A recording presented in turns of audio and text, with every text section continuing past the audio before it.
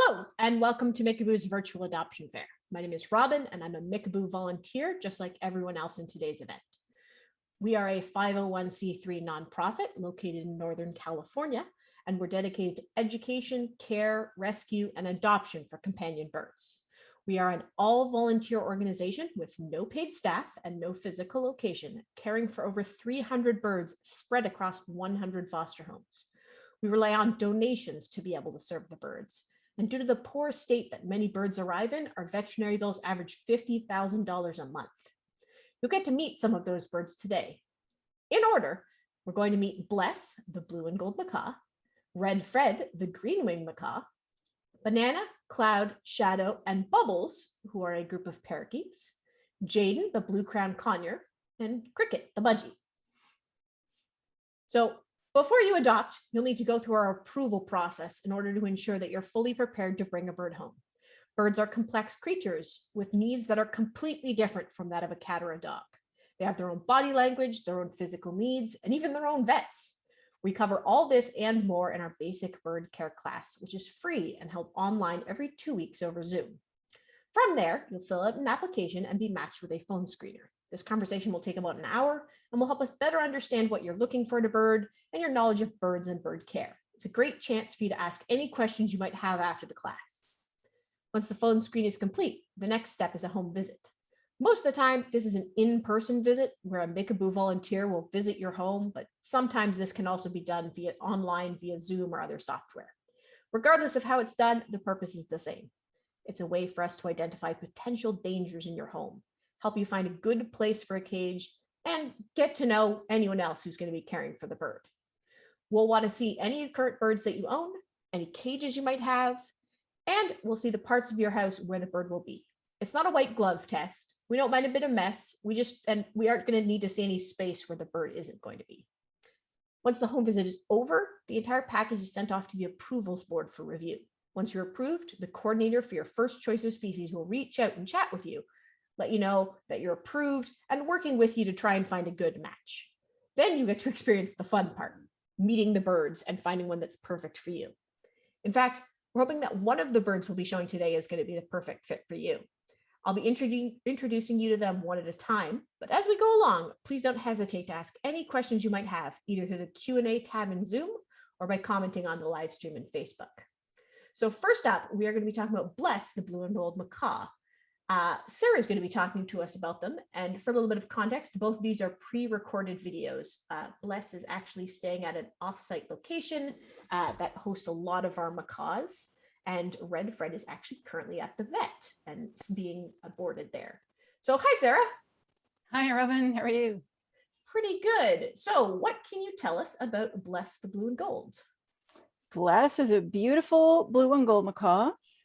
She's approximately 22 years old, and she came to us out of a slightly sad situation where she wasn't living in the best circumstances. So she's a lot better off now, but she came to us because she was in a home where, for whatever reason, the owners couldn't have the birds in their house, so they had moved them to an outdoor structure, which was really a lot more like a shed than a suitable enclosure for large birds.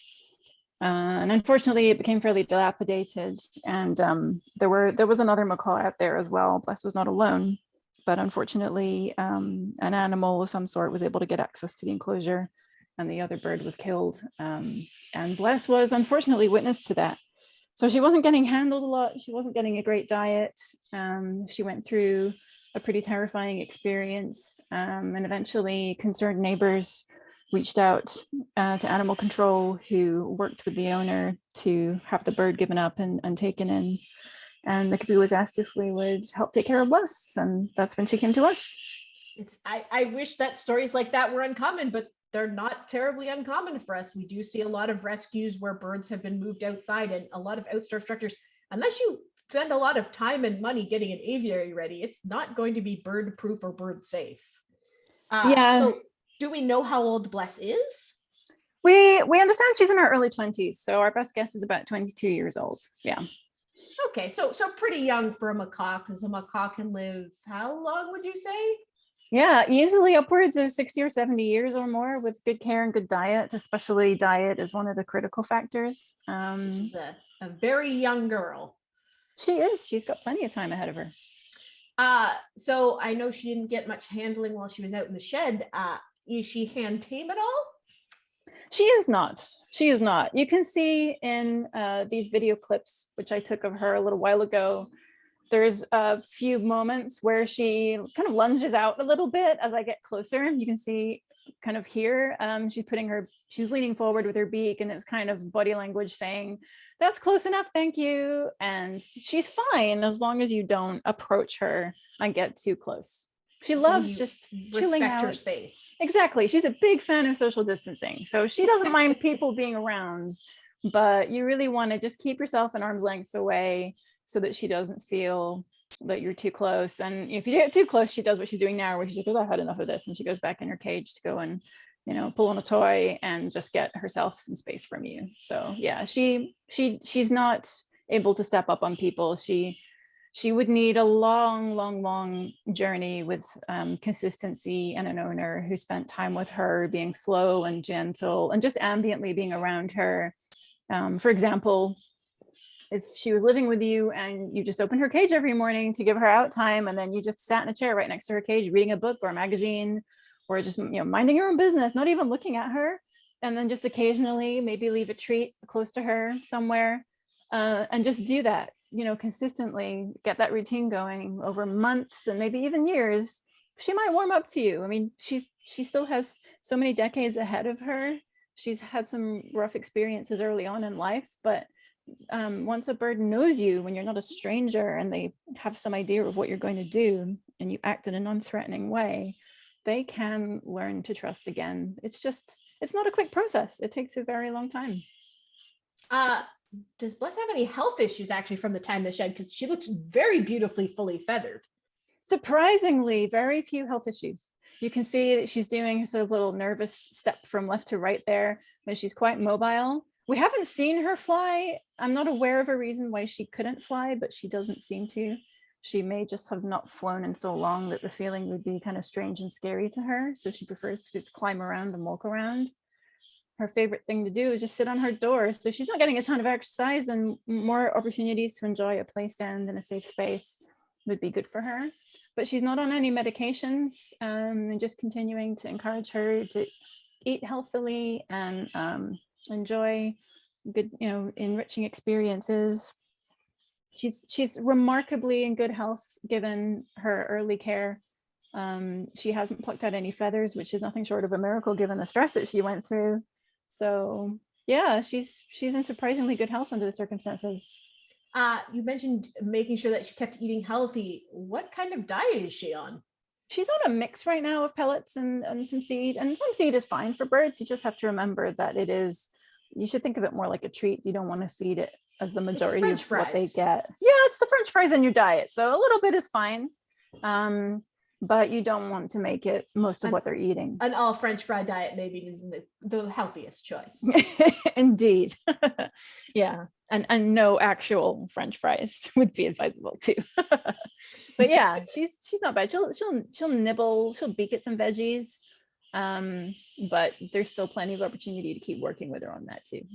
She's a bit of a picky eater, and she would hardly be the only one. I feel like most birds we see are not a big fan of vegetables. They're like kids. I mean, it's a never-ending journey with birds and expanding their dietary horizons. There's always a vegetable they haven't tried, and there's always new shapes and sizes. And she gets offered chop right now in a bowl. And you could experiment with putting larger chunks on skewers. That's often popular with bigger birds, or even just clipping, large chunks to the side of the cage in a clip. But skewers can work really well. Or just model, if you're eating something, the bird usually shows a lot of interest in what you have. So you could chew on a carrot and then maybe offer them the other end when they start to look interested. So I'm seeing another bird in the background. Do we know how Bless is around other birds? Is she interested? She's fairly indifferent. We've had birds of all kinds who react differently to having other birds ambiently around them. I think, obviously birds are flock animals by nature, so she needs some company, but she's not showing tendency to go off and try and actually integrate with, become a companion with any other bird. So she doesn't mind having them around. They don't bother her. She's also not super excited about them. I think what would be ideal for her is a home where you don't necessarily need to have other birds, but you are available yourself for large chunks of the day, either ambiently, but also to give her some direct attention on some routine that she can anticipate and enjoy. Yeah, I know we've said she a lot. Do we know for sure if Bless is a girl, or is that we were told previously? I believe we don't have that on authority. It's what we're going with, but I don't think we've done a DNA test to confirm it. So yeah, unfortunately, we do see that a lot because a lot of birds you just cannot tell without a DNA test. So if the previous owner says, yeah, they're a female, we kind of have to take it at their word and that they have had a DNA test done, but they haven't always. Sometimes it's just, I feel this bird is this one.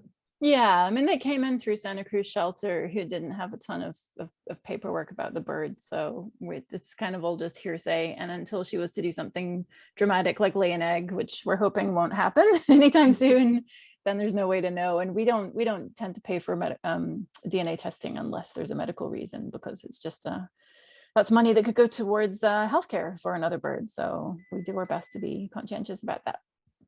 And does she have a favorite toy? I'm kind of seeing a couple on and around her cage.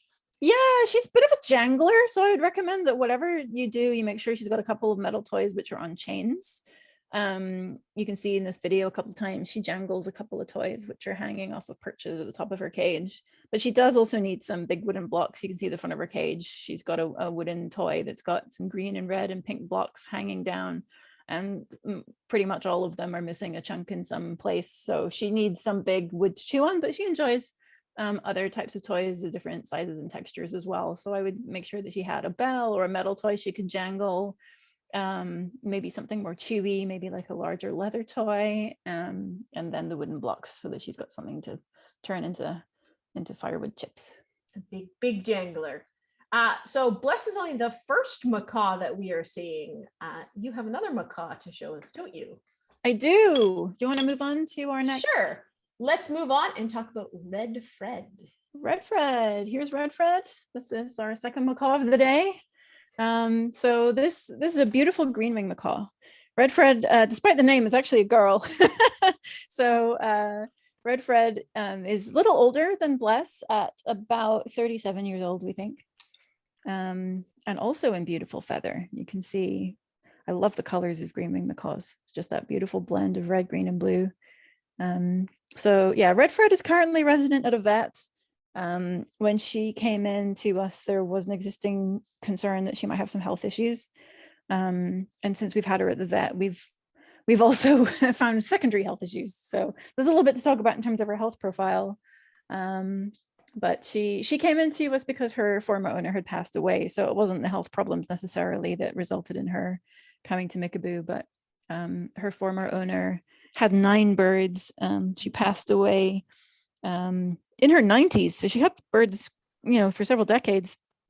But unfortunately, there was no plan for them, for their future, if anything was to happen to her. So when she passed away, the birds all just went straight to the shelter, and there wasn't anyone who was an appointed caretaker or anywhere they could go. So they were left at the shelter, where fortunately we have some great shelters around the Bay Area who were great with birds, and they reached out to us. We helped make sure that the birds all got a quick vet check. 7 of the birds were deemed to be in reasonable health, and they were adopted out directly by the shelter. 2 of the birds had some concerning health issues. So you can see Red Fred here up close and personal, and right behind Red Fred is the other one, Harriet, who we featured in an earlier adoption affair. So they're a little older and they had some health stuff going on. And so Mickaboo took them in. Can you elaborate a little bit more on the health stuff? We actually had an audience question asking if she had any medication or anything like that. So it might well be that she ends up on a daily dose of medication. She has a mild case of arthritis, so it's very possible that she might have a small daily dose of meloxicam. That can just take the edge off as an anti-inflammatory and as a little bit of light pain relief. You can see in this video, although she's not doing it right now, she does have dance moves. She has a typical green wing macaw figure of 8, kind of throwing their head from side to side and stepping left and right. And she will do that. She went a little bit camera shy when I started recording her, which is ridiculous because most macaws are a ham for the camera. She was a little bit more standoffish, but it didn't help that we were complete strangers. And the only other time she'd met me was when I was driving her to the vet. So I'm probably not in her good books, to be honest. So a little bit of pain relief, perhaps daily. And then her second health issue was still under investigation. We did x-rays on her. There was a little bit concerned that she might have some kind of a mass or a lump on her body, kind of on her main abdomen area. That is still something that we're getting tested. We don't have conclusive diagnosis on what that is and whether it's something we should be treating and whether it has implications for her health. So there's an ongoing effort there, and we'll have more updates on that we can add to her profile once we learn more. But day to day, she's active, she's eating, she's acting like a pretty normal macaw. So you can enjoy interacting with her as you would for any regular bird. There's not really any special accommodations to make, but obviously we do want to make sure that we get to the bottom of what was seen in the x-rays and make sure that she's going to be fine. Well, that's good to hear, at least. So I see that they're in a cage, and I know that they're currently at the vet. Does she like step up at all? Do we know what kind of interactions she enjoys?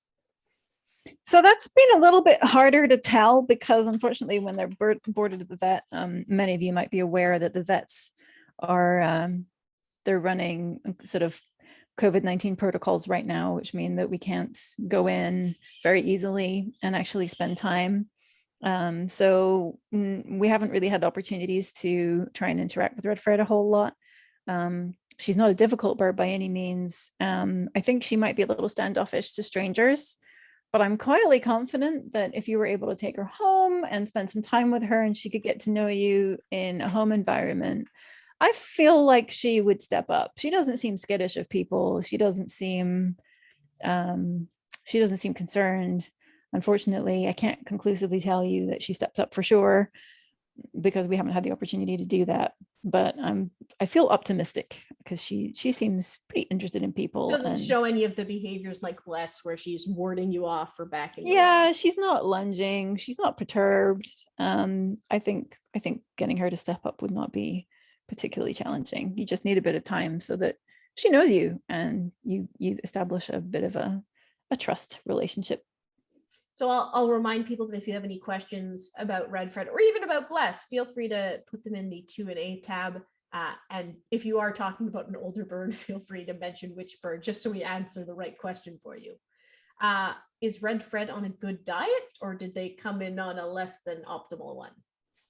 I think they were on an okay diet in their last home, and now they're eating Harrison's pellets and vegetables pretty consistently. So one good thing about having them at the vet is that they're pretty immediate about working on that. Obviously, you can't do it overnight with any bird. You need to make sure they're not losing weight or starving. So that's something you should do carefully.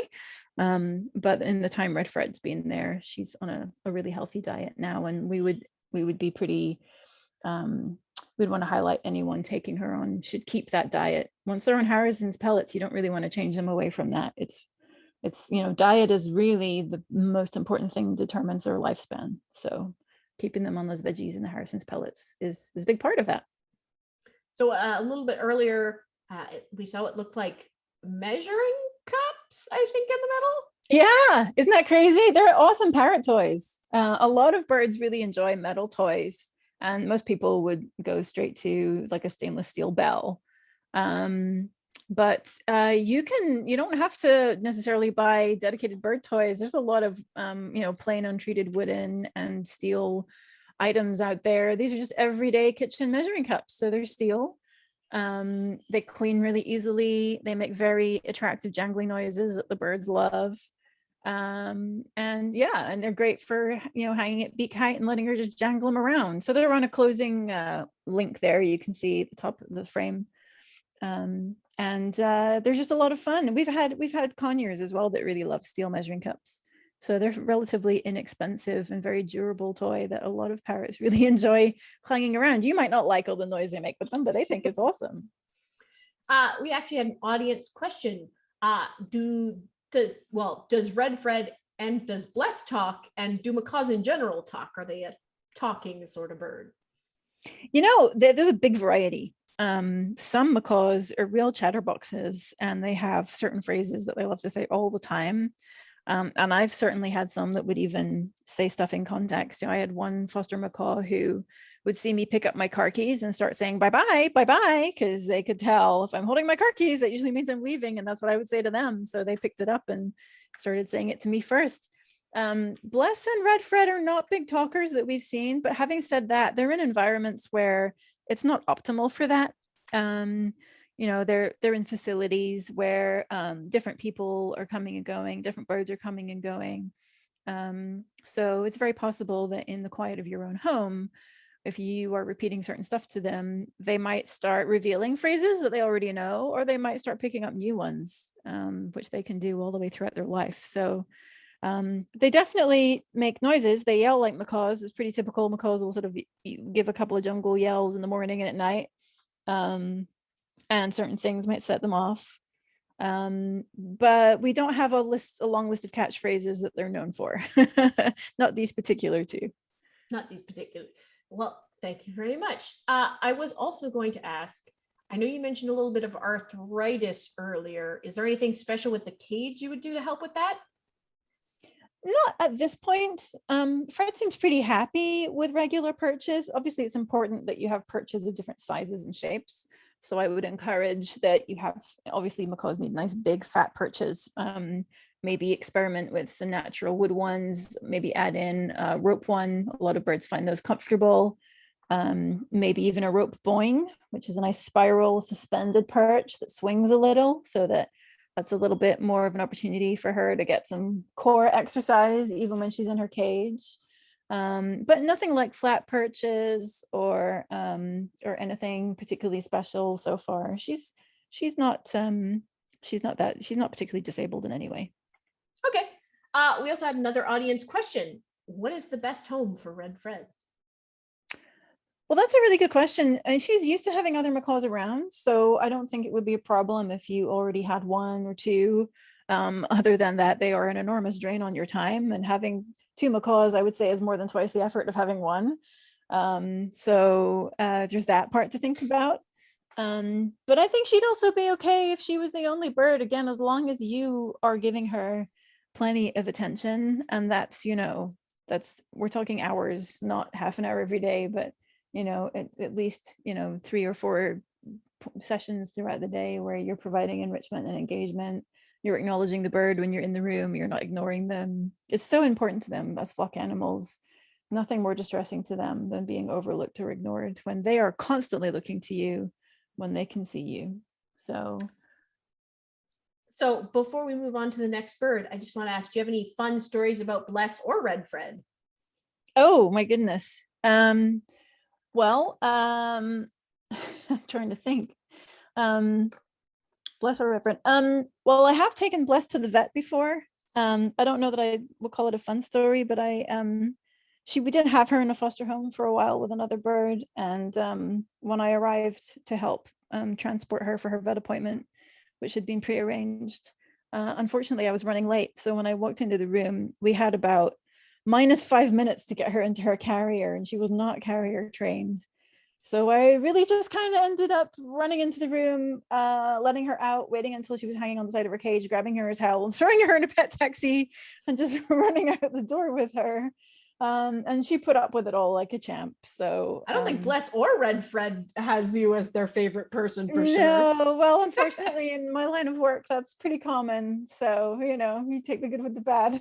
you play the bad one so that the adopter can play the good one. I'm the bad cop, unfortunately. All right, yeah. Thank you very much, Sarah. And we are going to be hopping over to Sasha, who has a group of 4 budgies to show us. So, hi, Sasha. Hello. Oh, we've got, I see, all 4 are now in view. So can you introduce the 4 budgies to us? Yes. So the little turquoise one here, that is Bubbles. She's got the yellow head going and she's sitting on her boing. The bright yellow one is Banana. And then the little cute love pair right there is Cloud on the white one. And then Shadow is the green dusky colored one on the left. I love that they have very distinct, very obvious names. There is no question when you look into that cage which one is Cloud, which is always very nice with Budgies. So how did they all come to Mickaboo? Did they all come together? No. So with Cloud, Shadow, and Banana came as a group. And unfortunately, the owner could no longer care for them. So she had to surrender them. They weren't on the best diet either, so we had to change that. And then Bubbles, she was either found by someone and they took her to the vet, and she had broken her clavicle, and the vet patched her up, but it never quite healed properly. But it healed, just not fully the right way. So yeah, I guess we did get her through the vet. Well, I'm just looking at all of them. It kind of looks like the Banana, Cloud, and Shadow are kind of a bonded trio, and Bubbles is a little bit, she's part of the flock, but not really part of the immediate friend circle. Would you say that's about right? Yes. was Those going to three are ask. definitely so bonded. Yeah, I was going to ask, so would you say the three have to be adopted together, but maybe Bubbles could be adopted separately if someone already has a Budgie of their own? Yeah, definitely. Yeah, Bubbles, she'd probably get along with any birdie. Yeah, so for those unfamiliar, Mickaboo does want Budgies to be kept together in flocks. If you already have one of your own, that's fine. If you don't have any Budgies, we'd want you to adopt at least two. The larger flocks tend to be better. They in the wild, they have absolutely massive flocks. So do we know what sex they are? We have a guesstimate. So we know for sure Cloud is female and Shadow is male. Banana, we're assuming is female. And Bubbles is definitely female. Yeah, with Budgies, you can often tell, but some of the colorations make it a little bit difficult. I know that Bubbles is a stray, so we probably don't know how old she is, but what about the others? The others are 2 years old minimum. Bubbles, we got her when her stripes were still there. So she's probably a year, if not a little less than that. But yeah, Cloud, Banana, and Shadow were all together from the chain pet store, was where their owner said they got them. And she had them for 2 years. So they're at least two. So 2 years and less than 1 year old. How long do Budgies live exactly? Like rough estimate? I think it varies. It depends on genetics, breeding, diet, how well you care for them. Some places say like 5 to 8 years. Others I've heard they've had their Budgie for like 18. My Budgie's growing up 12 years old. So it really does depend. Unfortunately, there's not exactly great breeding standards for a lot of pet store birds. They tend not to live as long, unfortunately. But with 1 and 2 years old, they've still got a lot of life ahead of them. They're all pretty young, which is pretty nice. Are any of them hand tamed? So no, but we have been working on it for them. Cloud and Bubbles seem to be the more promising of the two. You can see Bubbles is totally taking interest over here. Cloud is just kind of in the middle between her buddies. But yeah, if we get Millet, Bubbles and Cloud will usually come forward with a hand in the cage while we're holding Millet. So over time, I could definitely see it. So not right now, but definitely something that can be worked on, especially with how young Bubbles is, especially. Yes, and Cloud is a foodie. She's so food motivated. I was actually just about to ask what their diet is like. So right now they have the Rowdy Bush pellet minis, and they love that stuff. We tried Rowdy Bush humble, and they liked it, but for some reason the minis they go crazy for it. And then they also have millet, and then in the morning I like to get them sliced up carrots and spinach and whichever fruit we have for the day. Sometimes it's watermelon, mango, and sometimes we'll take the pineapple. What else did they take? Oh, strawberry, definitely. Is that banana I'm hearing chirping in the background? Yes, that's banana. She's very, very chirpy. Yeah, I could hear the little noise, which is it's almost chirping and almost singing. It's kind of musical. I really like the budgie noises. And I was trying to figure out whose beak was moving when the noise was coming out. It was banana. She's the prettiest. She has the prettier. She's the big singer. Yeah, she's a big singer, big flyer. Oh, banana right up front. I was going to ask, I know you mentioned a little bit earlier that Bubbles came in with a broken clavicle, I think you said. So what is her health like now? I know you said it didn't heal quite right. Does that hold her back in any way? Can she fly? So she can't fly. She kind of flops. She'll try and she can't stay in the air, but she's very young. She's very spunky. She's very bubbly. Oh, very spunky right there. I see her chasing them off my millet. Yes, she is full of sass. Her and Cloud sometimes go full diva mode action. But yeah, no, it didn't quite heal. It healed. She jumps around. I did put down ladders and some flat perches. There's like a horizontal perch back in the far back there.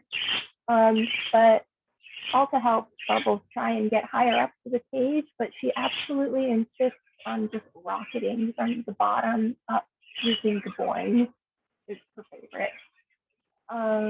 So yeah, I mean, when she gets older, maybe when she starts slowing down, but that's pretty far down the line. Then you might want to put in the ladders and the flat perches. But for now, she'll just fling herself skyward, no ladder needed. Quite literally, yes, she will fling herself. They've got a lot of personality, little budgies. Like you wouldn't expect from such teeny birds, but they have a lot of personalities.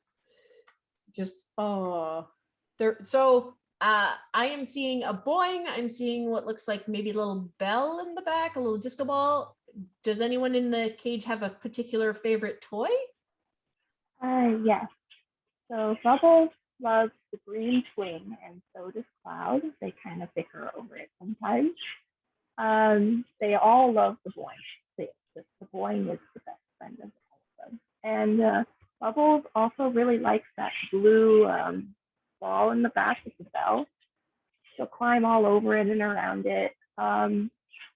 Cloud likes, again, the swing, and she also likes the, I don't know if you can see it, there's like a wooden ladder on the top left corner.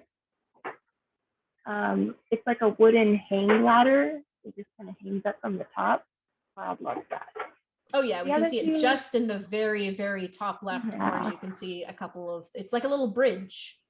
Yes, it's a little hang up bridge there. Really cute Amazon. And I just want to remind anyone, again, if you have any questions, Q&A tab is there. So before we move on to our next bird, I want to ask, do you have any fun stories about any of these birds? Yes. I could go on and on with funny stories that happen. These four are so full of entertainment. It's great just watching them. Shadow's trying to use the swing now, and he doesn't usually use it, so it's kind of funny to watch. But yeah, no. So there was one day I was just doing my thing at my desk, and then all of a sudden I just hear a clunk and a thud and just the birds chirping like crazy, and I'm like, what is going on over there? And I turn over and there's Bubbles just soaked to the brim, and she had done a cannonball in the water trough up there, and she was just soaked all the way down. Like usually they'll like dabble in there, loose up a little bit, but no, she just went in there. Living up to her name. Yes, and then she kept shaking the water everywhere. Bubbles was Banana and Shadow were not having it, and they were like angry. Cloud was a little bit angry at first, and then she decided to join Bubbles, and it was just hilarity. I'm loving watching them. We just saw Bubbles bully Shadow off the swing.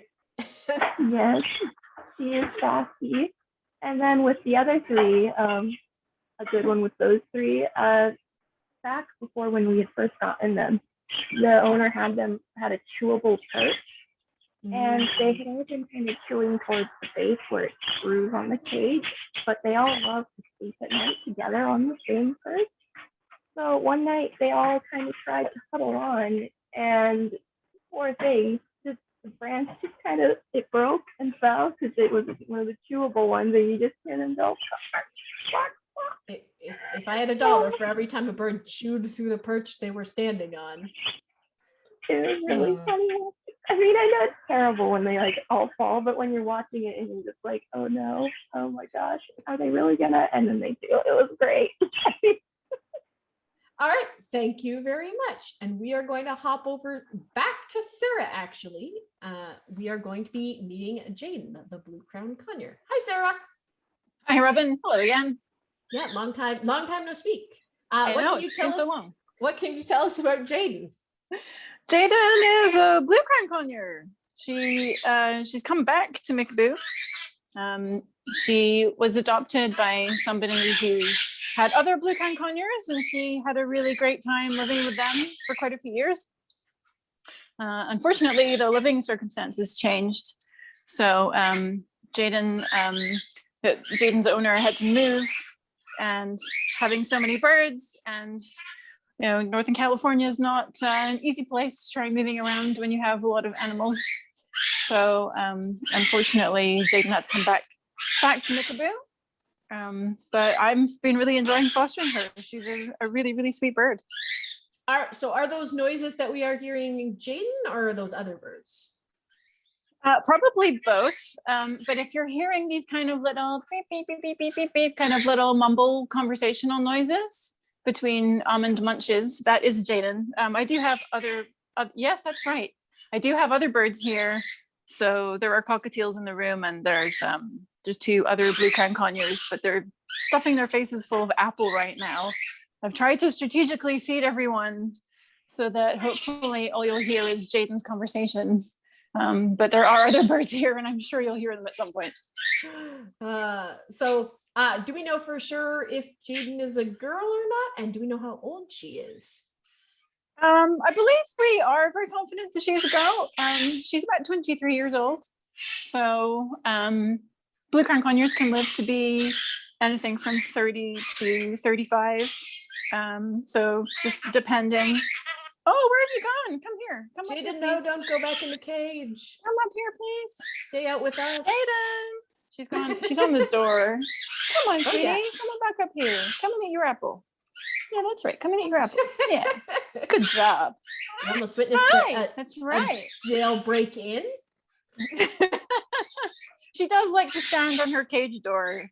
So if she does that, then I'll just move. Oh, okay, she's gonna do that. All right. I'll just adjust the camera a little bit so that she's still in the shot. She's there we go. We'll just get her.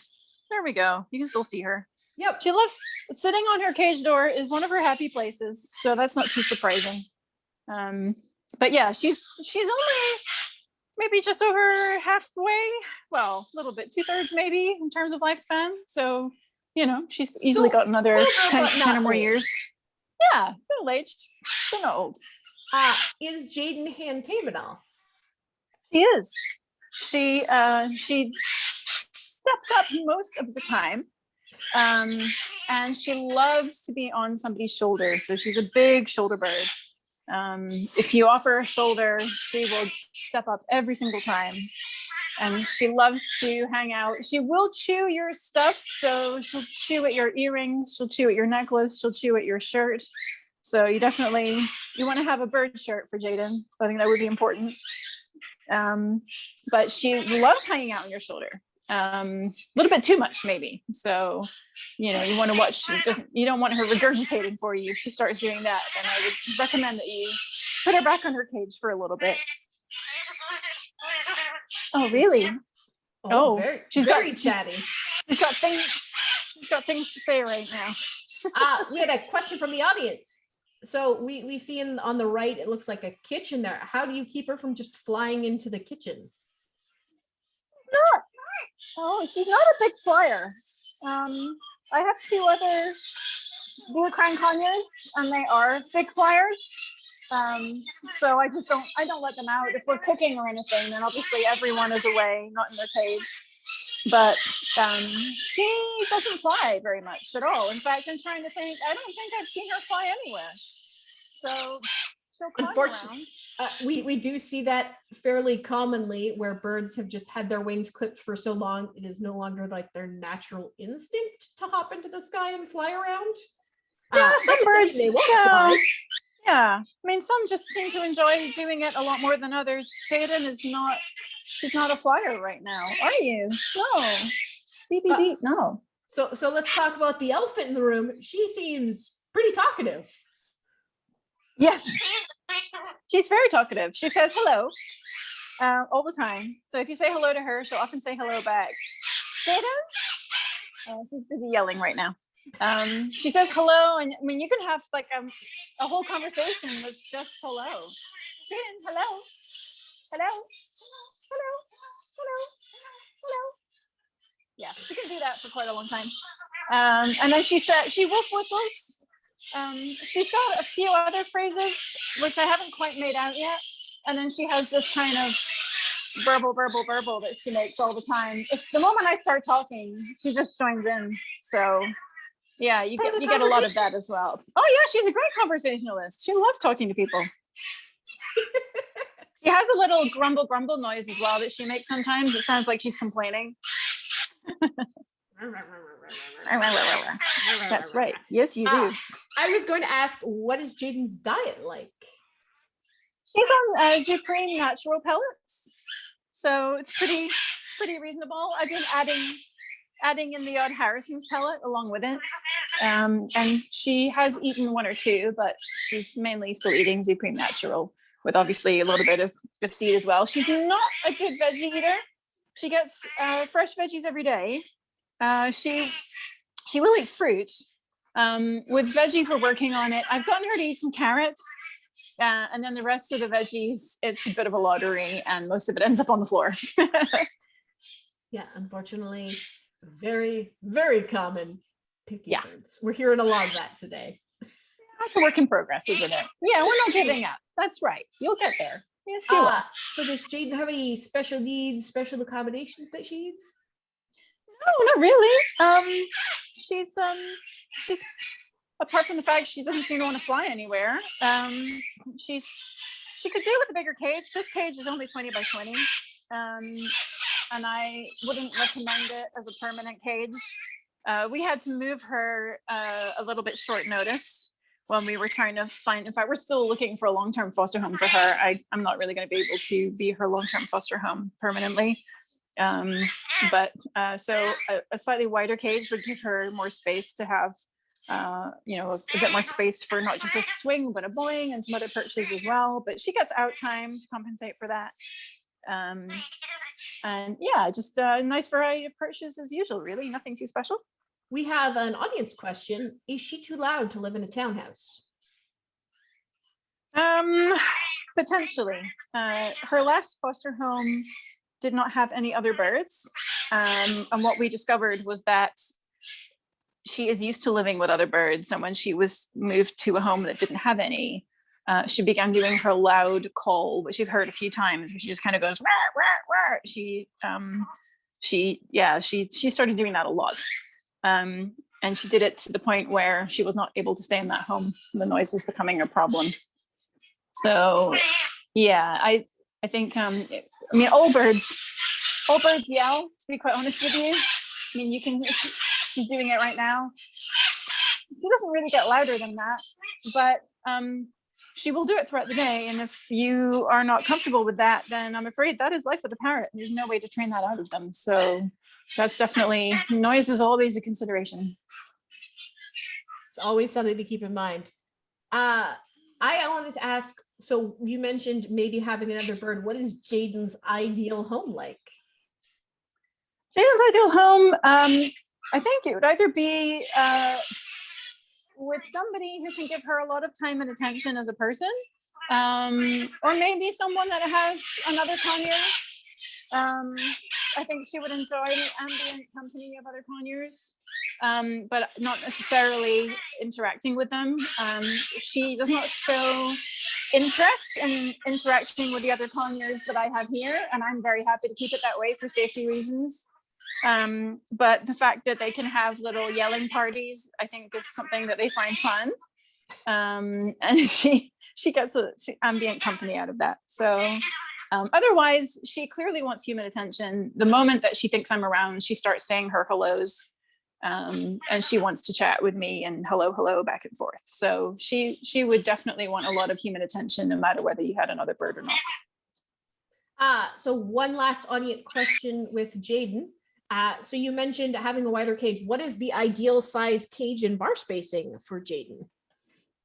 Jayden's on the larger side, well, medium to large for a conure. So you could do 5/8 of an inch bar spacing, I think, pretty comfortably for blue crown conure. But no larger than that, I would say. And obviously 1/2 inch bar spacing would also be fine. And what was the other part of the question? Dimensions. Cage size. Yeah, 24 inches wide minimum. I mean, I love to see the other conures I have are in a 30-inch wide cage. I mean, obviously no cage is big enough, and the larger you can make it, the better. Out time is great, but you never know when you're going to have a busy day, when you have to be out for the day or something is happening, and then the bird is stuck in the cage. So even if they get out time pretty regularly, that's not an excuse to keep the cage on the smaller side. So the bigger the cage, the better. I didn't buy this cage and I'm on the hunt for a bigger one. So we're working with what we've got at the moment. I'm fostering 19 birds, so sometimes things are a work in progress. Yeah, we are looking for a larger cage for Jayden right now, but when the bird is moved relatively quickly, we use what we've got. Exactly. That's what we did here. So last question for you. Do you have any fun stories about Jayden? Well, Jayden is super sweet.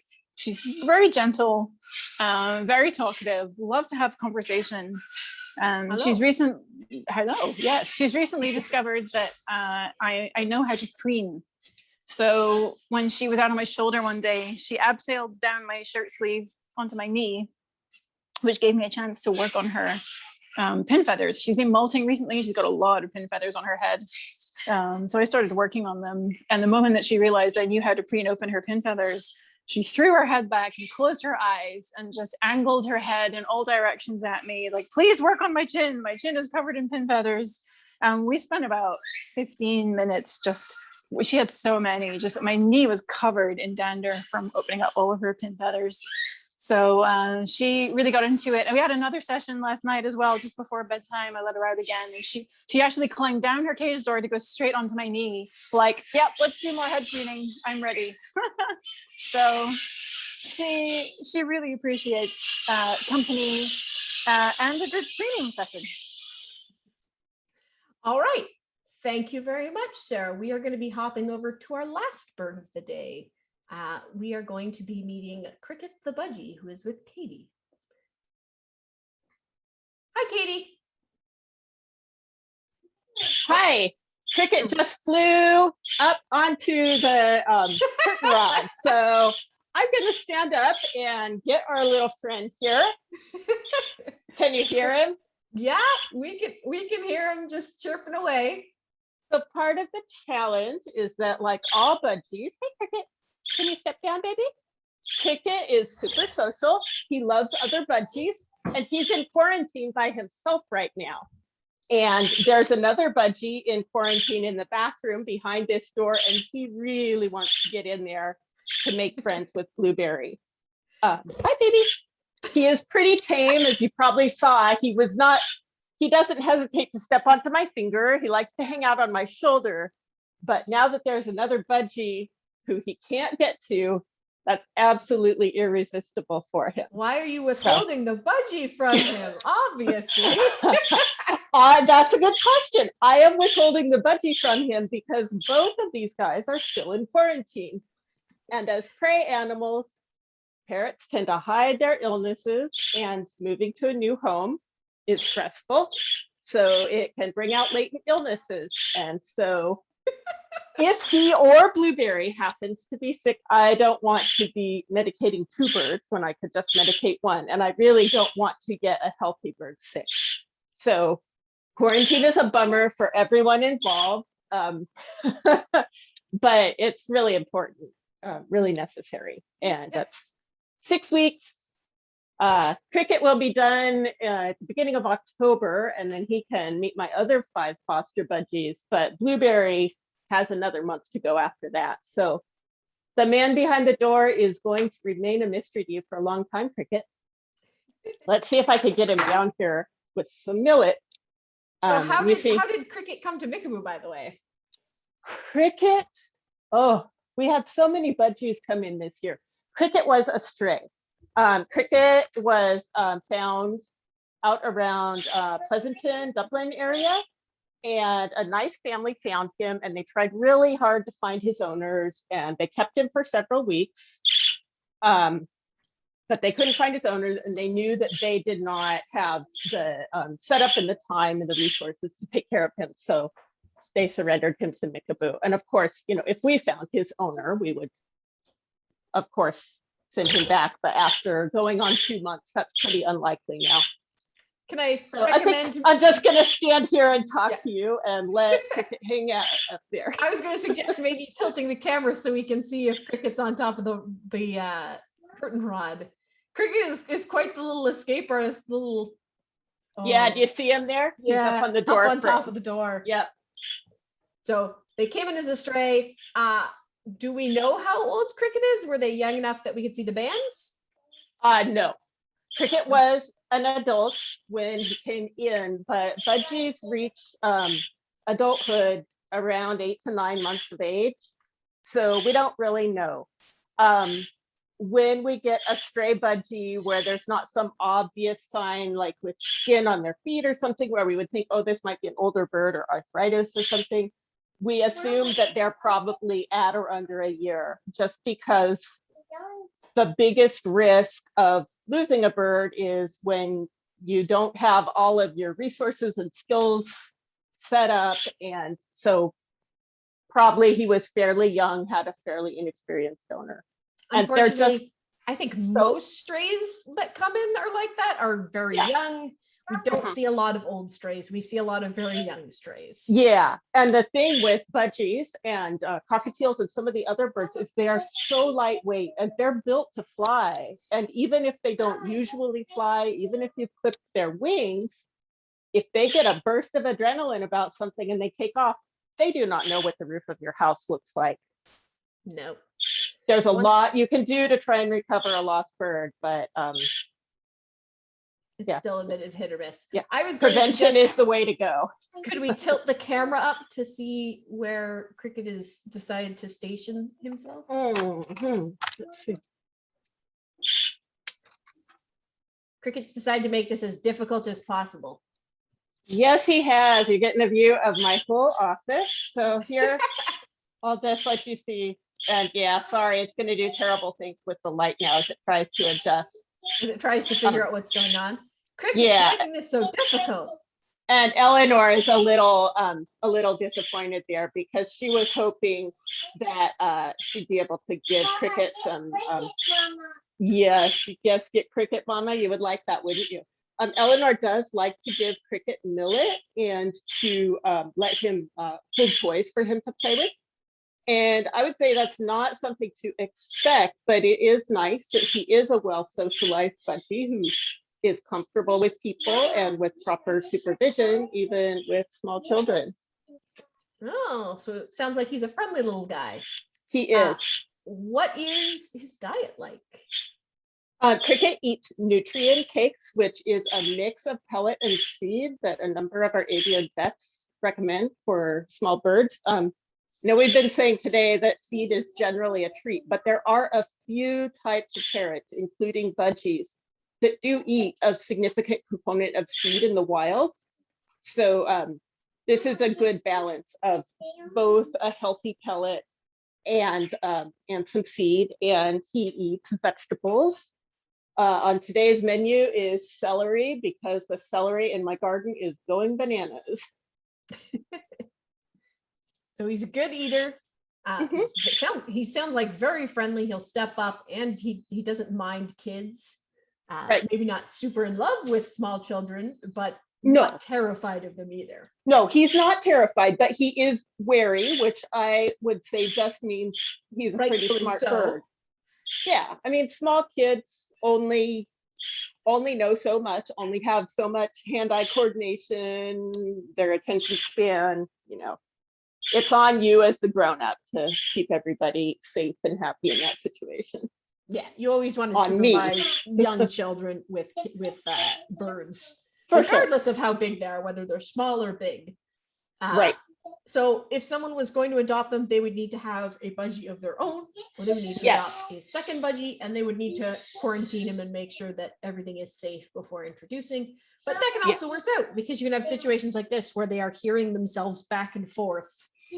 Yeah. And chirping back and forth. I mean, budgies love to be flock birds in the wild, as you mentioned before with our other budgie stars today. They live in flocks of hundreds to thousands. And birds who are human friendly tend to retain that, even if they move into a flock with other budgies that aren't so human friendly. You know, we are an added source of socialization for them, but other birds are going to be their bedrock.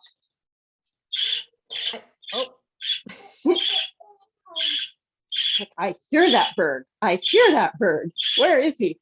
And sorry about this trembling. I'm not used to I need to be working out a little bit more. My arms are getting tired. So. I was going to ask if Cricket was named Cricket because of the noise that he's making right now. Yes, it's, to me, the cadence of his chirp is similar. Okay, I'm going to try and get him down one more time, as Eleanor is requesting. So let's see. I feel like we are heading towards a wrap up shortly anyway. But let's see. Probably so. Did we miss any questions, or did our audience have any questions? I don't think we did. If anyone does have any more questions, feel free to ask. We will still follow up. There you are, sweet boy. Hi. So birds will make fools out of you every time you say they do this or they don't do that, and then you put them on camera. Talks all the time, and then the bird will be dead quiet, and then you're like, no, this bird's really quiet, and then they'll scream their head off. Do you have any fun stories about Cricket as we well, given what you just said, I think Cricket might become a talker.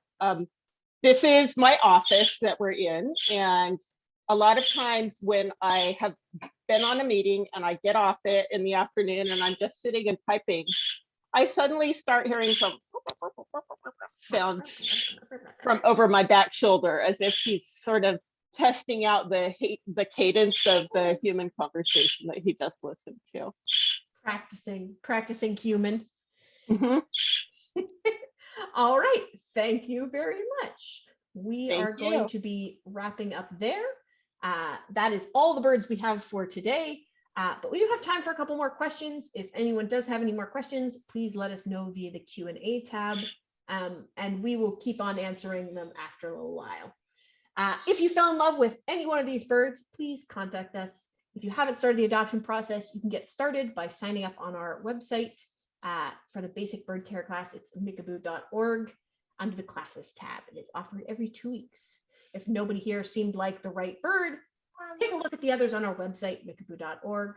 There are a lot of other birds who need their forever home. Just a few more things before we sign off, though. First, thank you for attending the September edition of Mickaboo's Virtual Adoption Fair. We hold these every month. The next one's going to be on October 23rd. You can see adoption fairs and other Mickaboo events on our website. Second, please remember that we are a donation-funded nonprofit, and you can support the work of the rescue, including care for all the birds you met today at mickaboo.org/donate, and we'd be really grateful for your support. Third, if you have any ideas or comments on how we can improve for the next time, please fill out the post-fair survey if you've joined us via Zoom, or send us an email. We are always looking for ways to improve. And very last but not least, I would like to extend a huge thank you to our foster parents and their birds for being brave enough to come on video, and to the other volunteers who provided technical support to keep this event running smoothly. Please stick with us through the credits to see who they all were, and we'll also be monitoring the Q&A for a little bit longer if you have any follow-up questions that haven't been answered yet. And now, roll credits.